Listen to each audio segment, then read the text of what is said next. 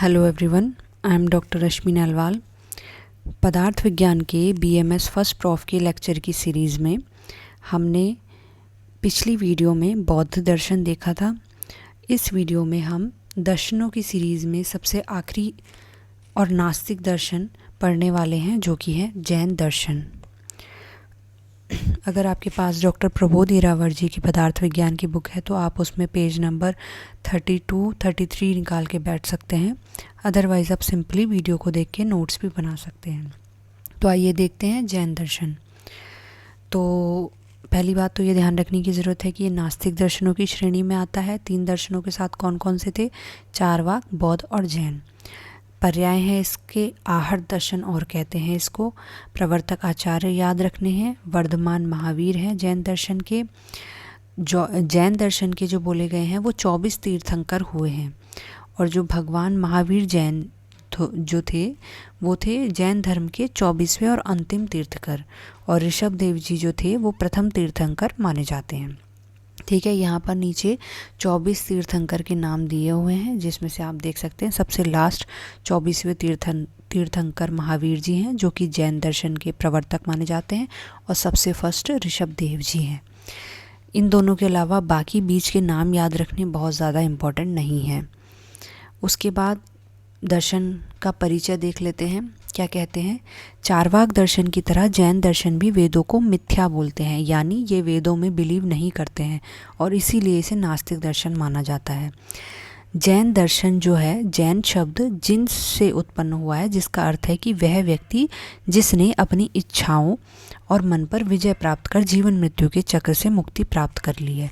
तो बताया है कि जो जैन दर्शन में जैन जो शब्द है उसकी उत्पत्ति जिन शब्द से हुई है, और जिन का मतलब उस व्यक्ति से यहाँ पर लिया गया है जिसने कि अपनी सारी इंद्रियों पर, अपनी इच्छाओं पर और मन पर कंट्रोल प्राप्त कर लिया है और वो जीवन मृत्यु के चक्र से मुक्ति प्राप्त कर ली है, जिसने मोक्ष प्राप्त कर लिया है।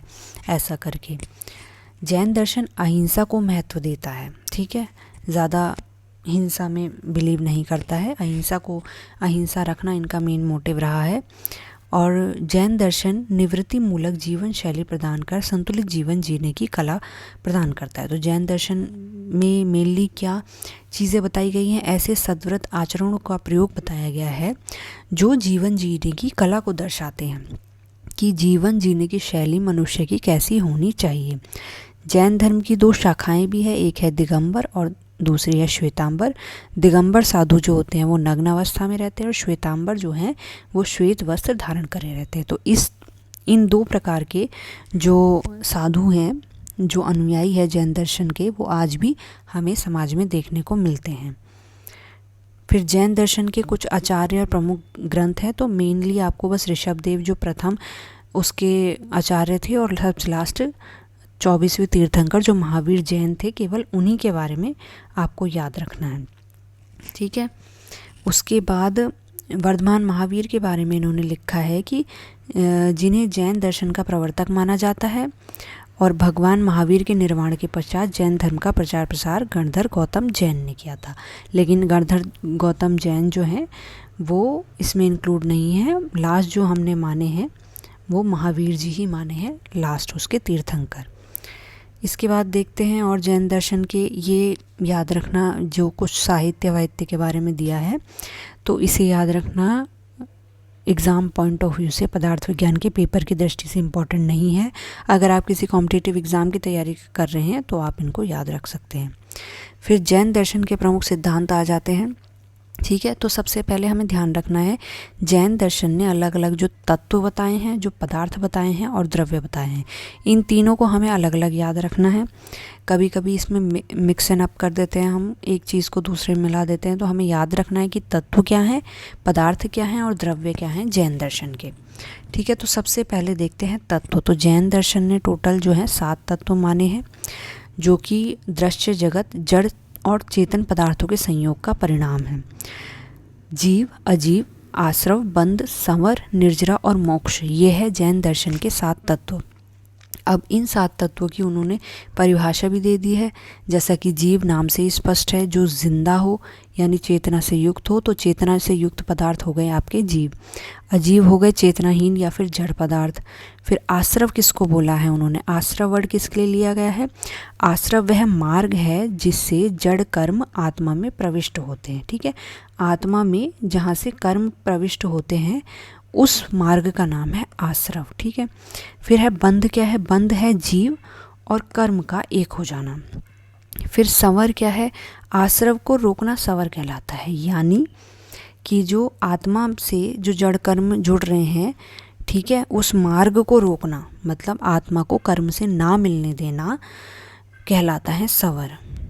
ठीक है, फिर है निर्जरा। किसे कहते हैं? कर्मों का आत्मा से अलग होना निर्जरा है। यहाँ पर क्या था? कर्म का आत्मा से जुड़ने का जो मार्ग था वो है आश्रव, और कर्म का आत्मा से अलग होना जो है उसे कहा गया है यहाँ पर निर्जरा। फिर मोक्ष के बारे में आता है, तो कर्मों का पूर्णता क्षय हो जाना, यह है मोक्ष। तो यहाँ पे आप अवस्थाएं देख रहे होंगे। पहले क्या है? आश्रव आया है कि पहले जड़ कर्म आत्मा से जुड़े हैं। ठीक है, फिर आत्मा से जुड़ने के बाद जो जीव है और कर्म है वो सब एक हो जा रहे हैं, बंध जा रहे हैं आपस में। ठीक है, फिर यदि हम ज्ञान की दृष्टि से सारे तत्वों का ज्ञान, पदार्थों का ज्ञान प्राप्त करके अगर हम आश्रव को, इस बंधन को रोक देते हैं तो वो कहलाता है संवर। ठीक है, फिर जब हमने उसे रोक दिया और कर्म आत्मा से अलग हो गई, फिर हो गया निर्जरा की अवस्था आ गई। और फिर जब निर्जरा के बाद कर्मों का पूर्णता क्षय हो गया तो वो हो गया मोक्ष। तो ये आप देखेंगे तो एक ये सीरीज़ में है, मोक्ष प्राप्ति की इन्होंने सीरीज़ वे बता दिया है कि कैसे मोक्ष की प्राप्ति होती है, क्या क्या उसके स्टेप्स होते हैं। तो ये 7 तत्वों के नाम याद रखने हैं जैन दर्शन ने जो बताए हैं: जीव, अजीव, आश्रव, बंध, संवर, निर्जरा और मोक्ष। उसके बाद जैन दर्शन के पदार्थ आते हैं। तो जैन दर्शन ने टोटल 9 पदार्थ माने हैं, जिसमें से उपरोक्त 7 तो है ही जो तत्व है, और उसमें क्या जोड़ दिया उन्होंने? एक पाप और एक पुण्य, ये 2 चीज़ें और जोड़ दी हैं, तो उनके 9 पदार्थ बन जाते हैं। फिर जैन दर्शन ने द्रव्य कौन से माने हैं? तो ये भी बहुत इंपॉर्टेंट है। जैन दर्शन ने धर्म, अधर्म, आकाश, काल, पुद्गल और जीव, ये 6 द्रव्य माने हैं। अब यहाँ पर जो इन्होंने बोला धर्म अधर्म वो नहीं है जो हम समझते हैं। धर्म हमेशा हम किसे समझते हैं? करने लायक काम जो होते हैं, अच्छे कर्म, और बुरे कर्म अधर्म, इससे समझते हैं। पर इनका धर्म अधर्म अलग है, इन्होंने उसे द्रव्य माना है। उसका कुछ एग्जिस्टेंस होता है जिसे हम महसूस कर सकते हैं, देख सकते हैं, उसे धर्म या अधर्म की संज्ञा दी है उन्होंने। ठीक है, तो यहाँ पढ़ लेते हैं। यहाँ धर्म अधर्म पाप पुण्य वाले अर्थ में प्रयुक्त नहीं है। ये एक स्वतंत्र द्रव्य हैं जो गतिशील जीव और पुद्गल की गति में सहायक होते हैं। धर्म, अधर्म, आकाश और काल गतिहीन और निष्क्रिय है। ठीक है, धर्म, अधर्म, आकाश और काल, ये 4 चीज़ें उन्होंने बोली है कि ये 4 चीज़ें गति नहीं करती हैं और निष्क्रिय अवस्था में रहती है। हालांकि ये चीज़ें गति में हेल्प कराती हैं। अगर ये जीव से संयुक्त हो जाती हैं तो ये उनकी गति में हेल्प कराती है, परंतु ये स्वयं गतिहीन है और निष्क्रिय है, कोई भी स्वयं क्रिया नहीं करती है। जैन दर्शन का जो धर्म है, देखिए धर्म इन्होंने कोई कर्म नहीं माना है, उसे एक द्रव्य माना है। और वो द्रव्य कैसा है? अमूर्तिक है, कोई शेप लिए हुए नहीं है, व्यापक है, हर जगह फैला हुआ है, निष्क्रिय है, कोई स्वयं में कुछ कार्य नहीं कर रहा है और अदृश्य है। ये एक ऐसा द्रव्य है धर्म, और यह गतिशील द्रव्यों की गति के लिए एक आवश्यक माध्यम है। यानी खुद गति नहीं कर रहा है, लेकिन गतिशील द्रव्यों को गति देने के लिए एक महत्वपूर्ण टूल है धर्म।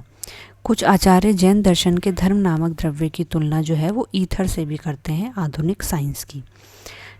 फिर जैन दर्शन के ने शब्द को पुद्गल कहा है। यहाँ पर जो पुद्गल और जीव आते हैं उसमें से जो पुद्गल शब्द दिया है इन्होंने, वो शब्द को दिया है। शब्द यानी जो कि हमने वैशेषिक दर्शन में आकाश का गुण पढ़ा था कि आकाश का गुण एक शब्द होता है, परंतु जो जैन दर्शन को मानने वाले हैं वो शब्द और आकाश को अलग अलग एंटिटी मानते हैं और शब्द को आकाश का गुण नहीं मानते हैं। क्यों? उसका उन्होंने रीज़न भी दिया।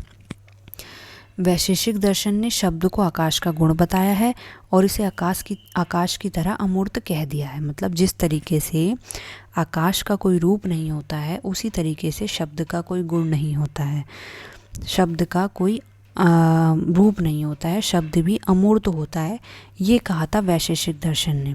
लेकिन जैन दर्शन यहाँ पे क्या एक्सप्लेनेशन दे रहे हैं कि शब्द आकाश का गुण नहीं हो सकता क्योंकि यह मूर्त इंद्रियों द्वारा जाना जाता है। यानी इन्होंने बोला कि जो शब्द हैं उसको इंद्रियों द्वारा ग्रहण किया जा सकता है और इंद्रियां जो हैं वो मूर्त रूप में स्थित होती हैं, उनका कोई ना कोई आकार प्रकार है। यदि यह आकाश का गुण है तो शब्द भी आकाश की तरह व्यापक और अमूर्त होता। ठीक है, तो इनके कहने का मतलब है जब आकाश व्यापक और अमूर्त है तो उसका जो गुण है, शब्द है, वो भी अमूर्त या व्यापक होना चाहिए था, परंतु ऐसा नहीं है। शब्द को तो हम मूर्त इंद्रियों द्वारा ग्रहण कर सकते हैं, इसलिए शब्द को अमूर्त नहीं माना जा सकता। अमूर्त होने से यह किसी भी इंद्रिय द्वारा ग्राह्य नहीं होता, जबकि शब्द जो है वो दीवार आदि के रोकने से यहाँ पर बताया है कि इन कारणों से वो अवरुद्ध हो जाता है, जिससे उसकी पौधगलिता सिद्ध होती है। ठीक है, तो इससे उसका मूर्त रूप सिद्ध होता है कि किसी दीवार के, किसी बैरियर के आ जाने से शब्द रुक जाते हैं, जबकि आकाश किसी भी बैरियर के आने से या कोई दीवार खड़ी कर देने से रुकता नहीं है, वो व्यापक है और वो हर जगह फैला हुआ है। इसे इस बात से समझ सकते हैं कि अगर बीच में कोई भी बाधा आ जाए, कोई भी दरवाज़ा आ जाए, कोई भी डोर आ जाए, दीवार आ जाए, तो फिर वो सब आकाश को नहीं रोक सकते। आकाश उसके आर पार हमेशा बना रहेगा। लेकिन यदि हम दो कमरों के बीच में एक दीवार खड़ी कर देते हैं लकड़ी की, तो वो शब्दों को रोक सकता है। इसका मतलब शब्द मूर्त है।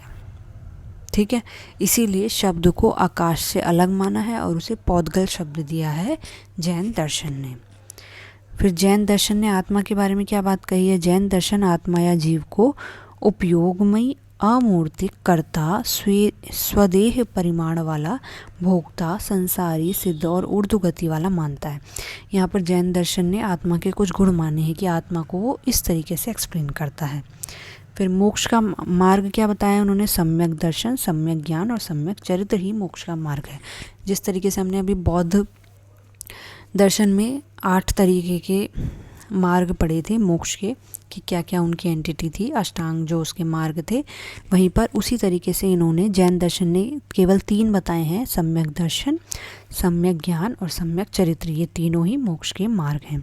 फिर 5 व्रत भी बताए हैं जैन धर्म ने। वो क्या है?